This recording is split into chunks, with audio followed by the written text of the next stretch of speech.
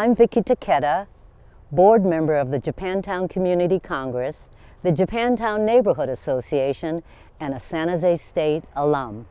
As young adults in the 60s and 70s, we found ourselves at a time where students and community activism linked arms and met at the crossroads in the wake of the Civil Rights Movement to challenge the social injustices towards people of color and the institutional narratives of our nation's history.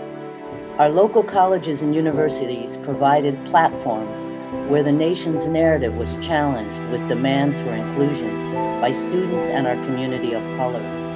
UC Berkeley students pushed the envelope on freedom of speech. San Francisco State's Third World Strike Liberation Front demanded the inclusion of ethnic studies. And in the summer of 1968, San Jose State University became the epicenter in a collision between social activism and sports.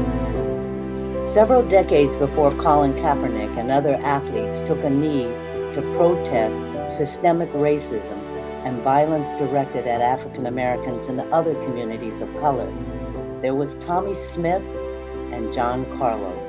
At the 1968 Summer Olympics, San Jose State University sprinters Tommie Smith and John Carlos raised their gloved fist in a Black Power salute. They removed their shoes to symbolize Black poverty as they stood on the medal stand.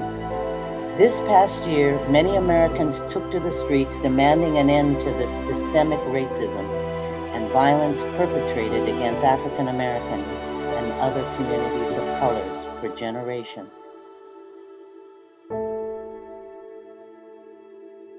I would now like to introduce the Reverend Jethro Moore of the San Jose NAACP, who will continue the conversation on these topics.